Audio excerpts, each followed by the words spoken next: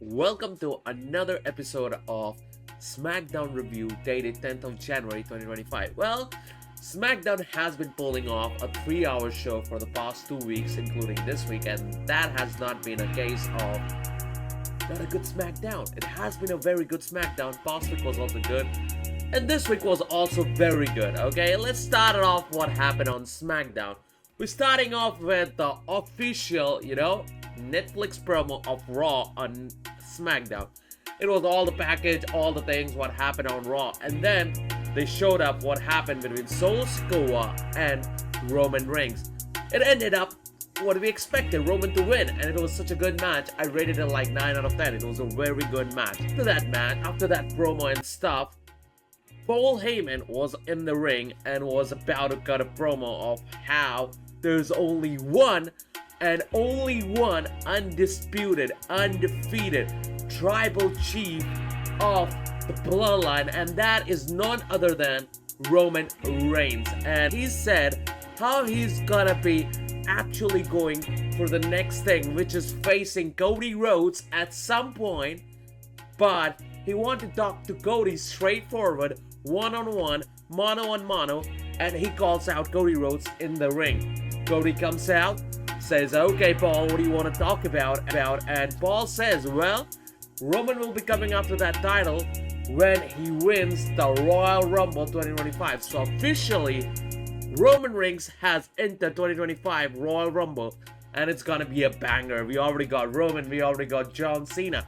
Well, Cody was about to say something, and we hear Kevin Owens. Kevin Owens comes out and speaks about how Cody has become way too much cocky, and it was good that he helped Roman Reigns at Bad Blood, and now he's actually gonna beat me on Raw. He did that to me, and Cody straight away went on Kevin and started attacking a brawl in the stairs or in the arena. That was really cool. Can be so good. Well, Paul Heyman was all alone in the ring, and guess what? Yeah, the Bloodline 2.0 officially. Tama Tonga and Jacob Fatu came in the ring, and well, you know what happens when Jacob Fatu is in front of you? Yeah, you get frightened, you get afraid. That guy has a 10,000 plus aura of making anyone frightened, afraid, and just Paul was really alone. Well, who came for the save? Jimmy Uso. It's no eat.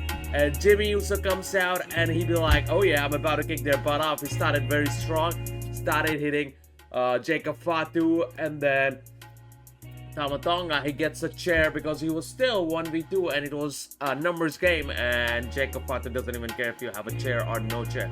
Well, in the main process, Kevin Owens was lost, so Cody Rhodes came out and started to help Jimmy Uso in that thing. Well, good stuff, good start to a Smackdown, and it was a banger way to start a Smackdown, including 6 different people at one particular place. You got Paul Heyman, you got Cody Rhodes, you got Jimmy Uso, you got Tama Tonga, you got Kevin Owens, you get Jacob Fatu. So good start to SmackDown, really a very good start. I will rate that whole thing, the whole segment, out of 10, a pretty much 9, deserving 9. Good start to SmackDown. Really appreciate the hard work they have put on there.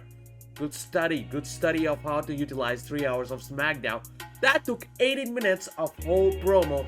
So good job, Nick Aldis, good job the team. Well, while this was tumbling up, well, what happened at the end of the day? We got a backstage problem where Nick Aldis was trying to resolve all the things between Jacob Fatu and the whole thing with the backstage brawl and stuff.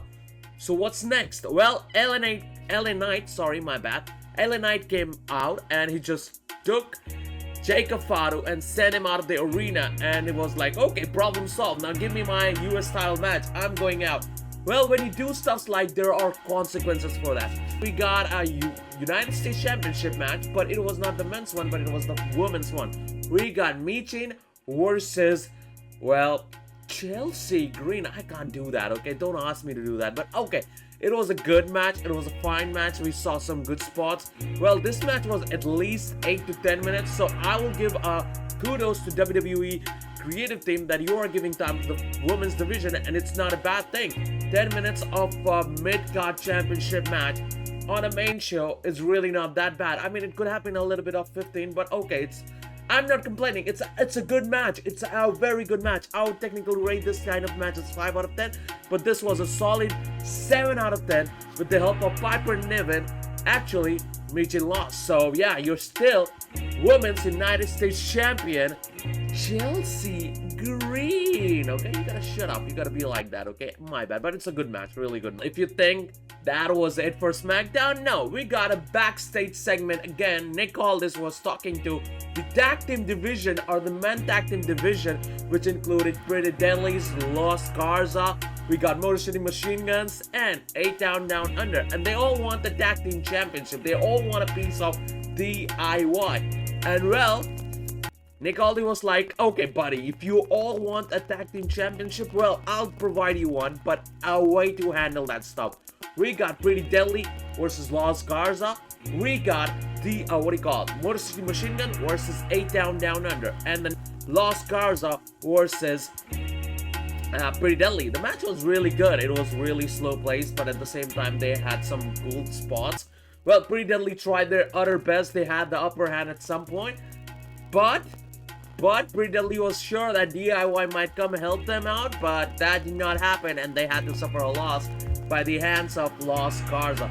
The match was actually okay, and the segment made it a little bit more familiar with the term of how this match was made. So I would rate this whole thing 6 out of 10. Could have been a better match if Pretty Deadly did not expect DIY to show up and say, oh yeah, save our butt off. But hey, it was a really good segment and I really enjoyed it. So 6 out of 10 ain't a bad scenario for a tag team match, which included Pretty Deadly and Los Garza. Very good match. Really impressed with the tag team division as of right now. All over this tag team division was done. We had a match which was coming for a long time, which was LA Knight, yeah, versus this new whole Shinsuke Nakamura stuff, the United States Champion. Bro, this run of Shinsuke Nakamura is really good. And the theme song and the mask that he comes out with, it's so freaking cool. It gives an aura of plus 10,000. Like, yeah, this guy is something. This guy is actually building some hype for his United States Championship run. And I really like it. So, kudos to that. That is a good match. And the match was really good. Like, I really enjoyed the spots. They had some cool spots, including that turnbuckles. You know, getting out that turnbuckle pad, and then Shinsuke Nakamura was trying to hit a, Kinshasa, but he hits his leg, and LA Knight hits with a BFT, okay? And he was about to pin 1, 2, 3, and what happened? You do something, you get consequences for that. So yeah, Jacob Fatu came out, kicked the shit out of LA Knight, and the match was ended up in a DQ. Like, really a good match, like 8 out of 10 potential match, and you end up in a disqualification is quite, I really kind of hate it, okay? So it was generously a very good fucking match. I really enjoyed it. I had fun in that match. So 8 out of 10 match, but DQ was not the really option that really would have gone for. Like, a 9 out of 10 was supposed to be an answer if any of one of them won, but 8 out of 10 because of that DQ thing. I really didn't like it. It was not promising. Well, when that was happening, Jimmy Uso and Cody Rhodes came out and tried to help LA Knight. And yeah, Jacob Fatu and Tama Tonga was asked to leave the arena, and Cody Rhodes take a mic and say, bro, this has happened twice in a day. So, make it official, Nick Aldis. I'm here, Jimmy is here, we both are ready. Tama Tonga is here, and Jacob Fatu is here, so let's make a match, a tag team match. Well, we are getting too much of tag team matches tonight, bro.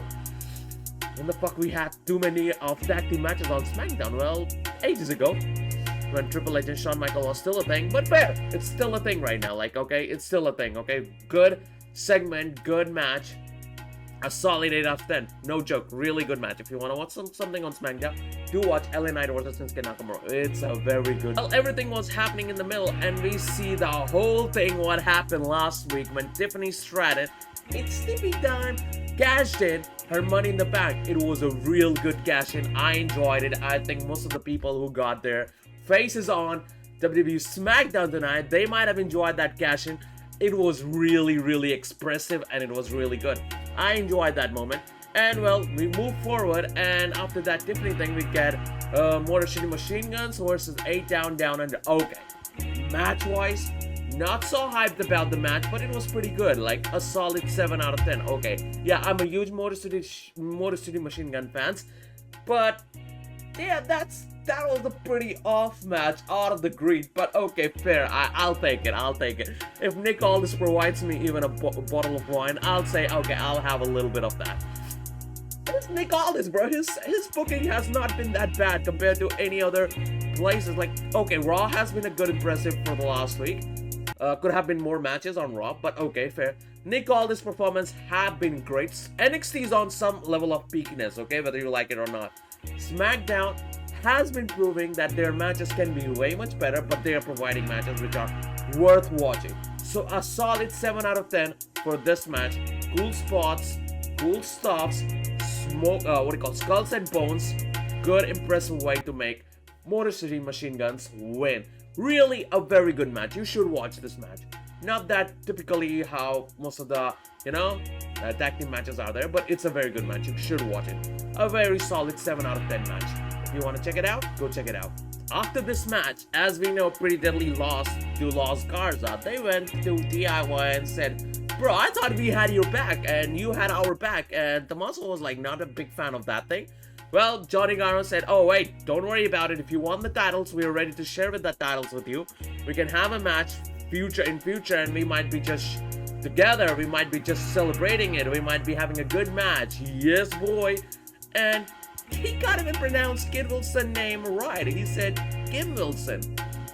And I was like, bro, is he trying to be funny or he's really trying to be an asshole to them? I don't know, but yeah, that didn't seem fair to be us called as friends, okay? They are not typically a friend. Well, we got another drama because next was pretty much Tiffany Stratton's celebration of the Women's World Champion or Women's Champion. At the least, I know that is what's called as of right now. Well, Nia Jax and Candice LeRae had a backstage segment where Candice says to Nia Jax, hey, I just saw Tiffany Stratton, and Nia Jax says, well, I might just go and say congratulations to Tiffy on her face. Tiffany comes out, she has a very good blast saying, oh well, Nia Jax thought I'm a stupid blonde girl and I won't be looking what was happening behind the back. Is she thought like I was getting bullied by Nia Jax? Absolutely not. I was trying to look stupid, but I was not stupid, and guess what happened? Who's the stupid one, Nia? Am I the one or you're the one? Well, that was a nice promo. I didn't expect Tiffany can make such a good promo. Well, always on the side of Nia Jax. That's what he get. Well, promo cooked from Tiffany Stratton out Nia Jax, and well, I didn't expect that Nia Jax gonna cook Tiffany Stratton like that too. So, well, she was like, okay, you wanna do the Tiffy time? Well, what time it is Tiffy time? Cut your bullshit and give me my rematch. I want that championship. Are you giving me that one, or I have to take it from you? And well, Nia Jax was about to go for that. Out comes Bailey, and she was like, well, I thought Tiffy was just playing outsmarting or whatever was happening. But Tiffy, you got me. You outplayed me. I never thought that you gonna outshine Nia Jax and gonna cash in on Nia Jax. Well, you did that. Well, now this whole thing already started with me, so I won my title back. Well, when she asked for that, we got Naomi and Bianca. And Naomi was about to cook Tiffany Stratton. And Nia Jax was like, okay, Naomi, no one is talking to you. Nobody cares about you. We care about Bianca, so fuck off. I'm sorry, I had to just say that. I'm sorry. But yeah, last week of Naomi versus Nia Jax match was really good. If you have not checked it out, I would rate it at like 8 or 8.5 out of 10. It was really a good, solid match. If you are a women's fan or women wrestling fan, you should watch that match. It was really good. It was really some good moves, some cool moves. It was a banger. Well, if you talk about banger, it started a brawl. It started all a brawl, and at the end of the day, Tiffy Time actually hit a prettiest moonsault on all of them when they were actually brawling, and they were standing. So, yeah, Tiffy just did that and just went off, and then Nick Aldis comes out on the scene and says, well, ladies, we have a problem up here. As I say, when Nick Aldis says something, it is ought to be one of the perfectionists which is gonna happen. Well, he made a very good choice. A fatal 4-way for the #1 contendership for Tiffy's Women's Championship. And guess what? That match was solid 20 minutes. We got Bailey versus Nia Jax versus Bianca Belair versus Naomi. cool spots. All the 4 contenders were trying to hit their, not just trying, they actually hit their finisher, their signatures. Everything was on spot and everything just cooked like brilliant. Well, the match was really a 20 minutes longer match and it just cooked like crazy.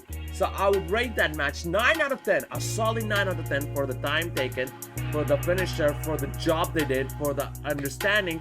The match was really banger and Bayley won that match. So we're getting Bayley versus Tiffany Stratton probably at Raw Rumble 2025. Well, moving on to the next one. Oh sir, it was not it. We got a backstage segment with Cody Rhodes and Jimmy Uso. How Jimmy was convincing Cody Rhodes, hey mate, I'm sorry, but my cousin might be coming for you, so I'm really sorry. And Cody was like, hey chill dude, we are cool, okay? I was knowing that it was supposed to happen at some point.